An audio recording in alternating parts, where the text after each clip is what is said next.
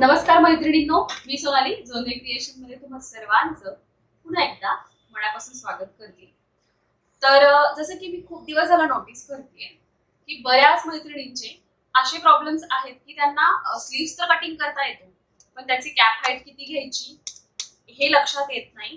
Cap height जरी लक्षात आली तरी शेप कशा प्रकारे द्यायचा हे समजत नाही. पाठीमागचा आणि पुढच्या शेप मध्ये अंतर किती असायला पाहिजे हे लक्षात येत नाही. किंवा पूर्णपणे बाही जरी कटिंग करून घेतली तरी ब्लाउज घातल्यानंतर ती बाही फिटिंगला परफेक्ट बसत नाही. किंवा अजून काही प्रॉब्लेम येतो, पुढच्या मुंड्यामध्ये घोळ येतो, पाठीमागच्या मुंड्यामध्ये घोळ येतो. तर आज आपण आहे ना परफेक्ट पद्धतीनं, अगदी योग्य पद्धतीनं बाहीचं कटिंग कसं करायचं ते बघणार आहोत.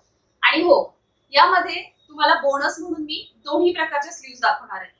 म्हणजे शॉर्ट स्लीव्स कशी कट करायची आणि त्याचबरोबर एल्बो स्लीव्स कशी कट करायची. म्हणजे काय होईल की तुमचं जे काही कन्फ्युजन होत होतं आतापर्यंतचं ते कन्फ्युजन एकाच व्हिडिओमध्ये बघून तुमचं पूर्णपणे सॉल्व्ह होईल, नाहीसं होईल. चला मग आपण व्हिडिओला सुरुवात करूया, जास्त वेळ न घालवता. चला तर मग आपण आता आहे ना सर्वात आधी शॉर्ट स्लीव्स जी आहे ती कटिंग करणार आहोत. पण सगळ्यात आधी तुम्हाला मी माप कसं घ्यायचं ते सांगते. कारण सगळ्यात पहिली आणि महत्वाची चूक होते ती म्हणजे माप घेण्यातच होते. तर इथे बघू शकता तुम्ही, मी याच्यामधल्या दोन अँगल मधल्या बॉडी शेप्स काढलेल्या आहेत. दोन अँगल आहेत, एक जो समोरून दिसतो तो आणि एक साईडनं दिसतो तो. तर ह्यामध्ये तुम्हाला मोजायचंय कसं, तर इथे शोल्डरचा बोन असतो. इथे तुम्हाला जर का तुम्ही वन साईडनं पाहिलं तर तुम्हाला तो इथे दिसेल, आणि साईडनं जर पाहिलं तर तो शोल्डरचा बोन तुम्हाला इथे दिसेल. ठीक आहे. आता हे मी जास्त बाहेर काढलंय ड्रॉइंग नुसार, पण हे एवढं बाहेर नसतं नॉर्मल. तर इथे हा शोल्डरचा बोन आहे, म्हणजे इथे तुमची बाही अटॅच होणार आहे. तर इथून तुम्हाला बाहीची उंची किती घ्यायची ते ठरवायचंय. ओके. आणि त्यानंतर जेवढी तुमच्या बाहीची उंची आहे, शॉर्ट असो किंवा लॉंग असो, एल्बो असो, यावरती मी सांगते तुम्हाला. इथून एकतर तुम्ही शॉर्ट घ्या किंवा एल्बो घ्या. एल्बो म्हणजे जिथे तुमचा कोपरा असतो तिथे तुमची एल्बो येणार आहे. शॉर्ट मग तुम्ही 4, 3 तर नाही, 3ची कटिंग वेगळी असते. 3च्या स्लीवची कटिंग पण मी तुमच्याशी लवकरच शेअर करेन. 4, 5, 6 इंचापर्यंत तुम्ही शॉर्ट मध्ये मोजले जाते स्लीव्स. 6.5च्या पुढे ती थोडीशी एल्बो मध्ये कन्वर्ट होते, तर त्याची मुंडाखोलीमध्ये थोडासा बदल होतो. तर उंची कशी घ्यायची समजलं. आता आपल्याला दंडघेराचं माप घ्यायचंय. पण त्या दंडघेराच्या मापामध्ये बायसेप राऊंड म्हणून एक पार्ट असतो की जो खूप महत्वाचा असतो. तो कसा घ्यायचा, तर जसं की तुमची जी बाही आहे मुंढ्यामध्ये जिथे तिला आडवा पार्ट येतो, म्हणजे आता समजा तुमचा मुंढा आहे, इथून तुम्ही ही मोजताय इथपर्यंत तुमच्या बाहीची स्लीवची उंची आली 5 इंच. तर जो आहे, मुंढा कुठे एंड होतो तिथून जी तुमची बाही असते तिथे त्याला बायसेप राऊंड म्हटलं जातं. सेम. तर तो साईडनं इथं असतो, आणि जर वन साईडनं जर तुम्ही पाहिला तर तो इथे असतो. तर तो बायसेप राऊंड खूप महत्वाचा असतो बाहीमध्ये. ओके. तर अशा पद्धतीने तुम्हाला ही बाही मोजायची. आता मी एका मापाच्या बाहीचं कटिंग करणार आहे. 36 छातीच्या बाहीचं कटिंग करणार आहे.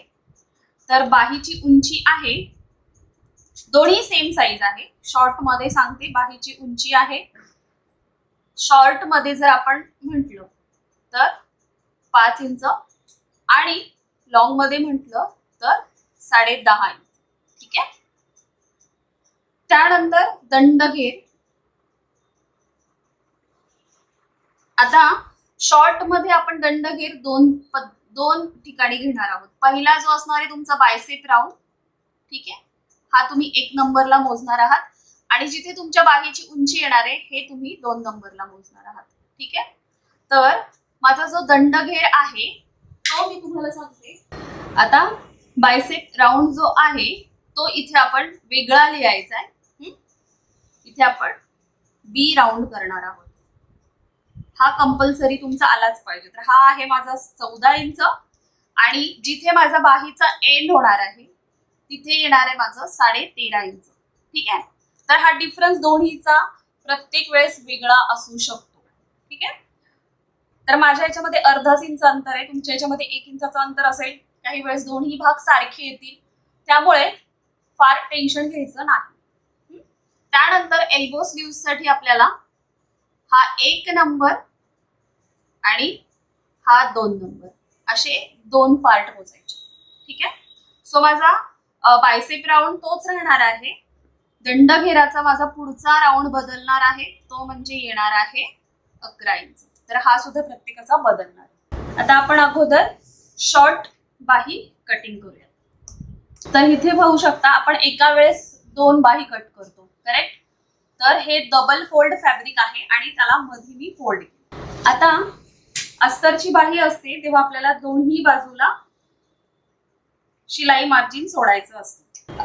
खालच्या बाजूला अर्धा इंच शिलाई मार्जिन सोडलेलं आहे. त्यानंतर माझी तयार बाहीची उंची मी टाकली इथे आणि त्याच्यावरती परत मी अर्धा इंचावर मार्क केलं. म्हणजे काय, तर टोटल बाहीमध्ये आपल्याला 1 इंच शिलाई मार्जिन ऍड करायचं. पण मी इथे हे तुम्हाला टोटली वेगळं वेगळं दाखवते, कारण काही गोष्टी क्लिअर व्हाव्यात यासाठी.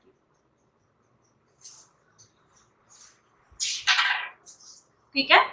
आता मुंडा खोली जी आहे, मुंडा खोली ती आपण 4 पासून 6 इंचापर्यंत बाहीसाठी कंपल्सरी 3 इंच घ्यायची.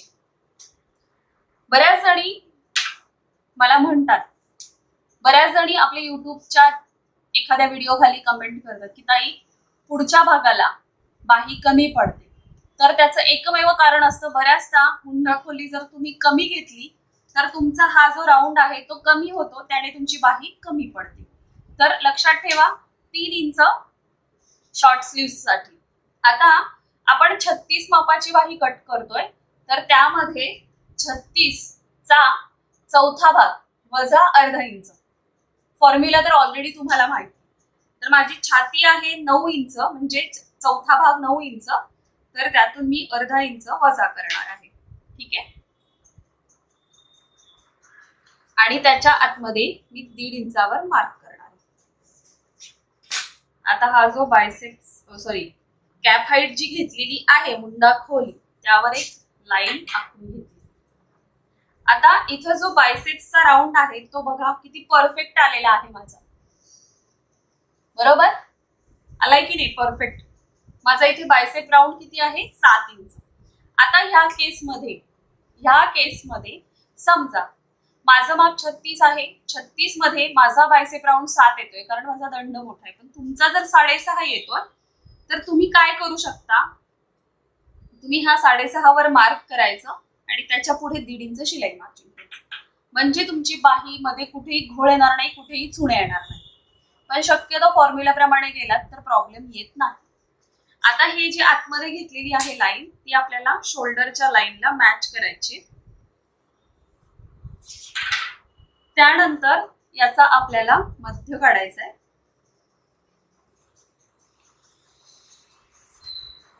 आणि दोन्ही बाजूला अशा पद्धतीने आपल्याला मार्क करायचंय की ज्याच्यातलं अंतर जे आहे ते 1.5 इंच येईल टोटल. बरोबर 1.5 इंच. आता आपण आर्महोल कर्वने बाहीला आकार देणार आहोत. आता हा मी आर्महोल कर्व घेतलाय, तर त्याचा हा जो आकार आहे तो असा इथे ठेवायचा प्रॉपर. ठीक आहे. सो इथे मॅच जिथपर्यंत, आता आपण बघा मी कशा पद्धतीने ठेवलाय, जिथपर्यंत आपण मॅच होत नाही हा इथला पार्ट आणि इथला पार्ट, तोपर्यंत तुम्ही आर्महोल कर्व असा फिरवत राहा. इथे आपल्याला 1 इंचावर मार्क करायचे, म्हणजे हा आणि हा पॉइंट तुमचा मॅच होईल. अशा पद्धतीने आर्महोल कर्व ठेवायचा. बरोबर. आता मी सरळ ठेवलाय, आता आहे असा मी उलटा करणार आहे त्याला, आणि आता इथला आणि हा पॉइंट मॅच करायचा.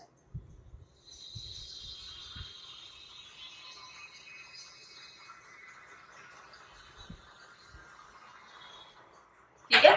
बरोबर एस आकाराने पार्ट येतो. आता परत मी हा आणि पुढचा आकार, परत आर्महोल कर्व पलटी करायचा आणि हा तुमचा शेप. आता ह्याला थोडासा आपण आकार द्यायचा. बघा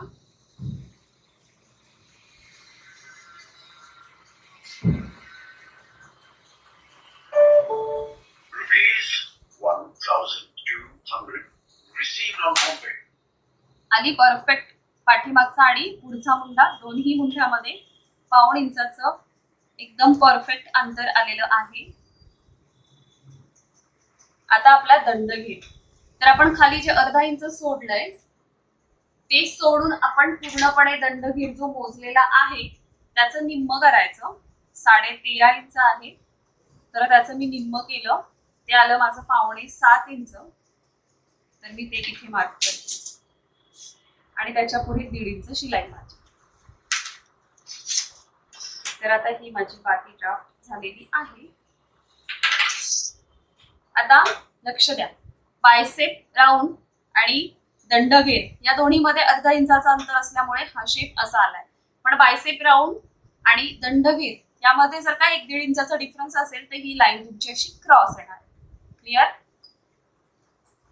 आता इथे जर आहे, इथे जे आहे ते आपण थोडस 1/2 इंच खाली घ्यायचं जेणेकरून परफेक्ट अशी बाकी तुमची ड्राफ्ट होते. आता ही बाकी आपण कट करणार आहोत.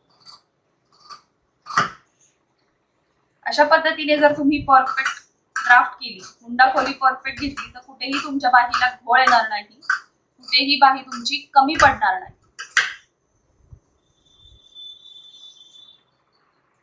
त्यानंतर ओपन करून आपण समोरच्या मुंड्याला आकार देणार आहोत. आता इथे आपण 2 स्लीव्स कट केलेले आहेत. ठीक आहे. आणि बऱ्याच वेळा ह्या गोष्टी लक्षात येत नाहीत की हा समोरचा आहे आणि हा पाठीमागचा आहे. बरोबर? यामध्ये आपण 2 स्लीव्स कट केलेल्या आहेत. ठीक आहे. तर समोरचा किंवा पाठीमागचा समजण्यासाठी तुम्ही फुल्या करून ठेवा. हा समोरचा आहे आणि हा समोरचा आहे. म्हणजे कटिंग स्टिचिंग करताना बरोबर पाठीमागचा भाग पाठीमागच्या भागाला जोडला जाईल, समोरचा भाग समोरच्या भागाला जोडला जाईल. चला मग मैत्रिणींनो, आता आपण एल्बो स्लीव्हचं कटिंग कसं करायचं ते पाहूया. तर इथे सुद्धा मी डबल फोल्ड फॅब्रिक घेतलेलं आहे. ठीक आहे. हे ऑलरेडी 2 आहेत, त्यानंतर हे 2 आहेत. डबल फोल्ड घडी घेतलेली आहे. बाहीची उंची तयार 10.5 आहे, तर आपण 1 इंच वाढवलंय. तर हवं तर तसं मार्किंग करून घेऊया. खाली अर्धा इंच जाणार आहे.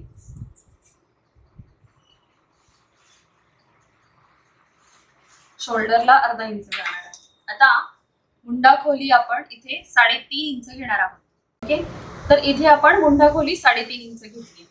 तर आता मुंडा खोली एल्बो स्लीव्ह साठी कशी गृहीत धरायची?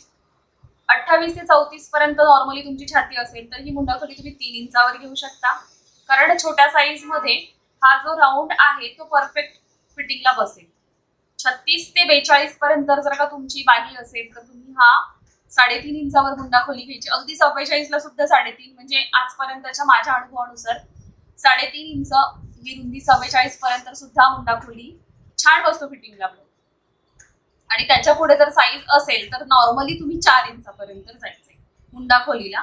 त्याने होतं काय की दंडघेर आणि बायसेप राऊंड दोन्ही वाढल्यानंतर दंडघेराला परफेक्ट फिटिंगला बसली पाहिजे आणि चुण्या पण नाही आल्या पाहिजे. त्यासाठी आपली मुंडा खोली ही साईज नुसार वाढते, कमी होते. तर आपण 3.5 घेतलेली आहे. आता इथे आपण बायसेप राऊंड टाकणार आहोत 7 इंच आणि पुढे 1.5 इंच शिलाई मार्जिन. जर तुम्ही मोजलं तर बरोबर छातीचा चौथा भाग वजा अर्धा इंच इथे ऑलरेडी आलेलं आहे. आता इथून आपण आकार देणार आहोत, क्रॉस लाईन आखणार आहोत. सेम पद्धतीने बाही कट ड्राफ्ट करायची. आता याचा आपल्याला मध्य काढायचा.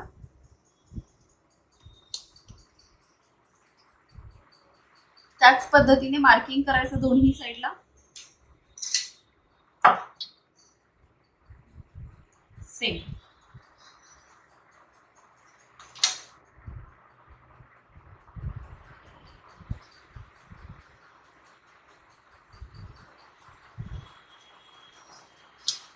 परत सरळ.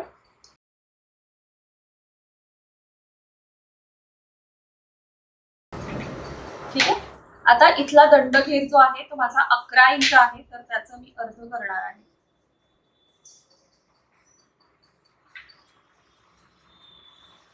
आणि पुढे 1.5 इंच शिलाई माझी. ठीक आहे. तर हे खाली न घेता इथे घ्यायचं, जेणेकरून बाही परफेक्ट फिटिंगला बसते. आणि आता हे दोन्ही पार्ट व्यवस्थित जॉईन.